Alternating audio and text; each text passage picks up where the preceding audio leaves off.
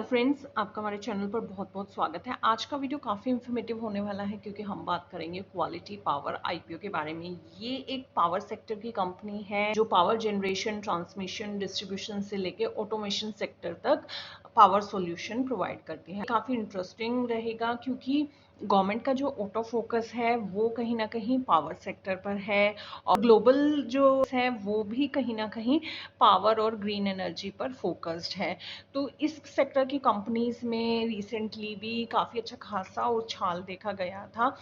तो काफ़ी इंटरेस्टिंग रहेगा कि किस तरह से ये पर्टिकुलर स्टॉक मार्केट में परफॉर्म करता है लिस्टिंग के बाद। तो इस वीडियो में हम जानेंगे इस आईपीओ से रिलेटेड कंप्लीट डिटेल्स, इसके फाइनेंशियल्स कैसे हैं, सेक्टर कैसा है, क्या कंपटीशन है और जानेंगे इसके ग्रे मार्केट प्रीमियम के बारे में भी। तो वीडियो को बिना स्किप किए एंड तक ज़रूर देखिएगा। तो आइए जान लेते हैं सबसे पहले इस कंपनी के बारे में। थी 2001 में quality power electricals equipment limited एक तरह से एनर्जी ट्रांजिशन इक्विपमेंट और पावर टेक्नोलॉजी के बिजनेस में है। अगर ब्रॉडर सेंस में बात करें तो वो कंपनी जो है वो हाई वोल्टेज इलेक्ट्रिकल इक्विपमेंट्स जो होते हैं उनसे रिलेटेड इक्विपमेंट्स प्रोवाइड करती है, सॉल्यूशन प्रोवाइड करती है, जैसे ग्रिड है, ग्रिड कनेक्टिविटी है, एनर्जी ट्रांसमिशन है और स्पेशल जो पावर प्रोडक्ट्स होते हैं जो कि स्पेशलाइज्ड होते हैं पावर जनरेशन में, ट्रांसमिशन में या फिर डिस्ट्रीब्यूशन में, जैसे कि जनरेट करना, उसको एक एनर्जी से दूसरे में ट्रांसमिट करना, डिस्ट्रीब्यूट करना, ऑटोमेशन सेक्टर को। तो इस तरह का काफ़ी फैला हुआ इनका बिजनेस है। 20 साल से ऊपर का एक्सपीरियंस यहाँ पर कंपनी के पास है और कंपनी ऑफर करती है रिएक्टर, ट्रांसफार्मर, कन्वर्टर और ग्रिड इंटरकनेक्शन सॉल्यूशन और ग्लोबली। तो यहाँ पर अगर ओवरऑल अगर देखा जाए तो डोमेस्टिक डिमांड तो काफ़ी हाई है। गवर्नमेंट का ऑटो फोकस जो है वो इस पर्टिकुलर सेक्टर पे है। साथ ही यहाँ पर कंपनी जो है डोमेस्टिक बाउंड्रीज से बाहर जाकर ग्लोबल क्लाइंट्स को भी सर्व कर रही है। तो अगेन यहाँ हम ग्रोथ और जो फ्यूचर स्टेबिलिटी है कंपनी की वो देख सकते हैं। किसी रीज़न से अगर डोमेस्टिक मार्केट में कंपनी अच्छा परफॉर्म नहीं कर पाती तो ग्लोबली भी वहाँ से रेवेन्यू जनरेट होने की पूरे जो यहाँ पर प्रोसेस है वो रखा गया है और हाई एंड टेक्निकल सॉल्यूशंस यहाँ कंपनी प्रोवाइड कर रही है। तो कंपनी का जो सेक्टर है वो काफ़ी प्रॉमिसिंग है। कंपनी की ग्लोबल रीच है, काफ़ी हाई एंड जो इक्विपमेंट्स हैं वो कंपनी कहीं ना कहीं बना रही है। तो यहाँ पर जो है ओवरऑल पॉजिटिव जो है जो कंपनी का बिजनेस है और कंपनी का जो सेक्टर है वो नज़र आ रहा है। आइए आगे आने वाले सेक्शन में जानेंगे इसके फाइनेंशियल्स के बारे में भी, क्योंकि प्रॉफिटेबल जो बिजनेस प्रॉफिटेबल होता है उसी में स्टॉक मार्केट उसको अच्छे से प्रमोट करती है, अच्छे से उसमें निवेश किया जाता है, स्टॉक अच्छा परफॉर्म करता है। लेकिन उससे पहले हम जान लेते हैं कि इस आईपीओ से रिलेटेड कौन सी वो इम्पॉर्टेंट डेट्स हैं जिनका आपको ध्यान रखना होगा अगर आप इस आईपीओ में निवेश करने जा रहे हैं तो या सोच रहे हैं तो। बात करें इस आईपीओ की ओपनिंग के बारे में तो ये आईपीओ 14 फैब को ओपन हो जाएगा। फरवरी 18 इसकी क्लोजिंग डेट रहेगी और फेस वैल्यू रहेगी 10 रुपये पर शेयर। अभी प्राइस बैंड सेट नहीं हुआ है और जो टोटल ऑफर अभी जो फ्रेश इशू में आने वाले शेयर्स हैं वो रहेंगे 225 करोड़ का। बेसिकली इसका प्राइस बैंड जो है वैल्यूएशन अभी सेट नहीं हुआ है। जो फ्रेश इशू है वो सेट हो गया, 225 करोड़ का ये फ्रेश इशू लाने वाले हैं और जो 1,49,10,500 शेयर्स जो हैं फेस वैल्यू जिनकी 10 रुपये है वो यहाँ पर ऑफर फॉर सेल में है। ऑफर फॉर सेल का मतलब यहाँ पर समझ लेते हैं, फ्रेश इशू का मतलब होता है कंपनी पहली बार अपना जो इशू है वो मार्केट में ला रही है, तो ये कम्प्लीटली फ्रेश है। लेकिन ऑफर फॉर सेल का मतलब होता है कि या तो प्रमोटर्स अपना जो है स्टेक सेल कर रहे हैं या फिर जो एग्जिस्टिंग शेयर होल्डर्स हैं वो अपना जो स्टेक है वो सेल कर रहे हैं।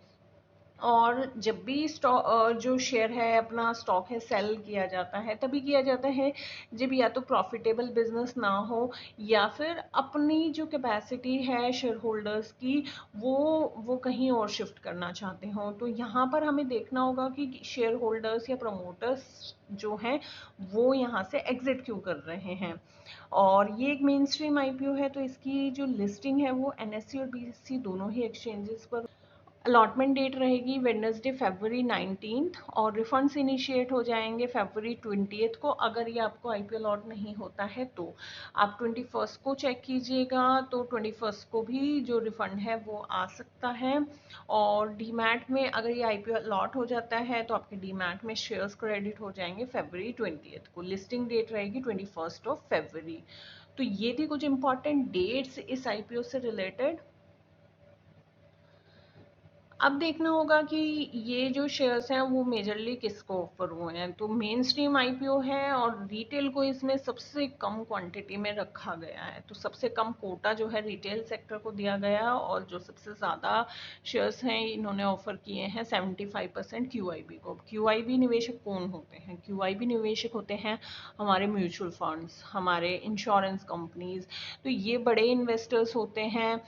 जो भी हम प्रीमियम पे करते हैं इंश्योरेंस कंपनीज को या फिर म्यूचुअल फंड्स में जो हम इन्वेस्ट करते हैं एसआईपी करते हैं, वो जो पैसा होता है वो आगे रूट करते हैं, चैनलाइज करते हैं, इन्वेस्ट करते हैं, उस पर रिटर्न जनरेट करते हैं। तो इस तरह से ये जो पूरा प्रोसेस है वो रहता है क्यूआईबी निवेशकों का। इनकी एक पूरी स्पेशलाइज टीम होती है जो कंपनी को अच्छे से इवेलुएट करती है कि क्या कंपनी के फंडामेंटल्स हैं, कैसी वैल्यूएशन है, तभी ये लोग किसी भी आईपीओ में, स्टॉक में या किसी भी इंस्ट्रूमेंट में निवेश करते हैं। तो यहाँ पर सबसे ज़्यादा जो सेल रखी गई है 75% वो क्यूआईबी निवेशकों के लिए रखी गई है। तो यहाँ पर जो अंडर राइटर्स हैं उनका काम बहुत ज़्यादा बढ़ जाता है, क्योंकि अंडर राइटर्स ही होते हैं जो जाकर प्रमोट करते हैं और सेल करते हैं आगे क्यूआईबी निवेशकों को, एडवर्टाइज करते हैं। तो हर तरह का इस तरह का जो काम रहता है वो अंडर राइटर का रहता है। तो क्यूआईबी निवेश किस तरह का आ रहा है ये काफ़ी हद तक अंडर राइटर पर भी डिपेंड करता है।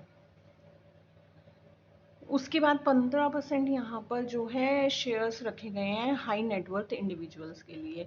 तो अगर आप इस आईपीओ में निवेश करने जा रहे हैं तो वो निवेश डेफिनेटली यहाँ देखना होगा कि किस तरह से निवेश किया जाए, क्योंकि 15% और 10% का ही यहाँ पर शेयर है। अगर ज़्यादा यहाँ पर निवेश आता है किसी भी कैटेगरी में तो अलॉटमेंट चांस काफ़ी कम हो जाते हैं। तो जैसे कि मैंने आपको हमेशा बताया है, रिटेल कैटेगरी अगर आपके पास जैसे सिर्फ 2 लाख रुपए इन्वेस्ट निवेश करने के लिए हैं तो आप पूरे 2 लाख रुपए जाएंगे और स्मॉल एचएनआई कैटेगरी में निवेश कर देंगे। तो ये स्ट्रेटेजी तो ये स्ट्रैटेजी काफ़ी गलत है। आपको क्या करना चाहिए, अगर आपके पास 2 लाख हैं तो आप मल्टीपल पेन से, जैसे आपकी वाइफ का पेन है उससे डीमैट ओपन कराएं, अपने बच्चों का डीमैट ओपन कराएं, पेरेंट्स का भी करा सकते हैं। और मल्टीपल पेन से, मल्टीपल अकाउंट से आप उस 2 लाख को अलग अलग अकाउंट से 15,000 के लॉट्स में यानी कि रिटेल कैटेगरी में निवेश कीजिए। वहाँ से आपके काफ़ी हाई चांस हो जाएंगे कि आपके मल्टीपल लॉट्स जो हैं उस पे निकल सकते हैं। लेकिन अगर आप एक ही लॉट लगाएंगे स्मॉल एचएनआई कैटेगरी में तो काफ़ी कम चांसेस यहाँ पर रहने वाले हैं। वहीं अगर आपके पास जैसे 10 लाख रुपए हैं निवेश करने के लिए और आप सोच रहे हैं यहाँ पर जो है बिग एचएनआई कैटेगरी में आप निवेश कर दें, यानी कि 10 लाख प्लस वाली कैटेगरी में निवेश कर दें, तो इसमें 10 लाख प्लस वाली कैटेगरी में ही निवेश करना चाहिए। क्योंकि एक ही पेन से अगर आप 10 लाख निवेश करते हैं तो यहाँ प्रोबेबिलिटी बढ़ जाती है, क्योंकि अलॉटमेंट जो होता है वो 2 लाख प्लस कैटेगरी में ही होता है, चाहे आप बिग एचएनआई कैटेगरी में निवेश करें या स्मॉल एचएनआई कैटेगरी में निवेश करें, क्योंकि ये कैटेगरी एक ही आई होप आपको क्लैरिटी हुई होगी कुछ कि किस तरह से आप अपने फंड्स को चैनलाइज करें ताकि आपको अलॉटमेंट मिले आईपीओ का। और यहाँ पर अगर ओवरऑल पिक्चर देखी जाए इस कंपनी की फाइनेंशियल्स की, तो काफ़ी साउंड नज़र आ रही हैं। एसेट्स कॉन्टीन्यूसली इंक्रीजिंग एसेट्स हैं। कंपनी अच्छी खासी रेवेन्यू भी जनरेट कर पा रही है और प्रॉफिट भी इंक्रीजिंग है। CAGR काफ़ी अच्छा यहाँ पर नज़र आ रहा है। और कंपनी की जो हाई नेटवर्थ है वो भी काफ़ी अच्छी खासी मेंटेन्ड है। रिजर्व्स एंड सरप्लस भी मेंटेन है। और यहाँ पर कुछ बोरोइंग्स भी हैं कंपनी पर और लगातार बढ़ रही हैं। लेकिन डेट टू इक्विटी रेशियो जो है वो 1 से कम है और काफ़ी कम यहाँ पर दिखाई दे रहा है। तो gain is a positive point. Debt free company यहाँ पर इसको कह सकते हैं क्योंकि काफ़ी कम डेट है। ROE और ROC नंबर काफ़ी अच्छे हैं। हमेशा से 15 प्लस अगर ROE हो तो काफ़ी अच्छा नंबर कंसिडर किया जाता है, क्योंकि रिटर्न ऑन इक्विटी यही बताता है कि कंपनी कितने इफेक्टिवली अपनी रिटर्न इक्विटी को मेंटेन कर पा रही है। आप निवेश करने जा रहे हैं इक्विटी में, तो वो इक्विटी को, आपके पैसे को कैसे मैनेज करेगी, वो ये रेशियो यहाँ पर आपको बताता है। तो काफ़ी साउंड नज़र आ रहा है। कंपनी ठीक है, फाइनेंशियल्स भी ठीक है, बिजनेस लाइन भी कंपनी का साफ नज़र आ रहा है। काफ़ी हाई डिमांड रहती है इस तरह के बिजनेस की और इक्विपमेंट्स की। ग्लोबली भी कंपनी जो है प्रेजेंट है, बट वो आपके फंड्स का करने क्या वाली है। पहली बात तो ये है, ये payment for the purchase consideration of acquisition of Meru Electricals and Mechanical Engineers Private Limited. तो ये सीधे सीधे बता रहा है कि एक्विजिशन के लिए ये कंपनी ले रही है। एक्विजिशन दर्शाता है कंपनी की ग्रोथ स्ट्रैटेजी को। तो जहाँ कंपनी ग्रो करना चाहती है वहाँ मार्केट जो है बहुत खुले मन से कंपनी को एक्सेप्ट करती है और वहाँ पर पैसा लगाने के लिए हमेशा स्टॉक मार्केट तैयार रहती है। अपने कैपिटल एक्सपेंडिचर्स को फंड करने के लिए नया प्लांट परचेज करने जा रही है कंपनी। अगेन ये कंपनी की स्टेबिलिटी को और फ्यूचर ग्रोथ को दर्शाता है। तो काफ़ी साउंड जो है कंपनी का पर्पस भी यहाँ पर नज़र आ रहा है। कंपनी अपनी ग्रोथ के लिए, अपनी एक्सपेंशन के लिए ये पैसा यूज़ करने जा रही है। और GMP की बात करें अभी, तो GMP का कोई भी ट्रेंड नहीं कर रहा है क्योंकि अभी इसका प्राइस बैंड नहीं आया है। तो जैसे ही इसका GMP अपडेट होगा तो आप चैनल को फॉलो कीजिएगा, सब्सक्राइब कीजिएगा। आपको रेगुलर अपडेट्स इसके GMP से भी रिलेटेड मिलते रहेंगे। और आई होप आज का वीडियो आपको काफ़ी इन्फॉर्मेटिव लगा होगा। ये किसी भी तरह की बाय या सेल रिकमेंडेशन नहीं है। आप ज़रूर अपने किसी फाइनेंशियल एडवाइज़र को कंसल्ट कीजिएगा। ये वीडियो सिर्फ और सिर्फ रिसर्च के लिए, एजुकेशन पर्पस से वीडियो है। आई होप आज का कंटेंट आपको काफ़ी नॉलेजेबल लगा होगा। आपकी राय इस IPO के बारे में क्या है, मुझे कमेंट सेक्शन में बताना बिल्कुल ना भूलिए।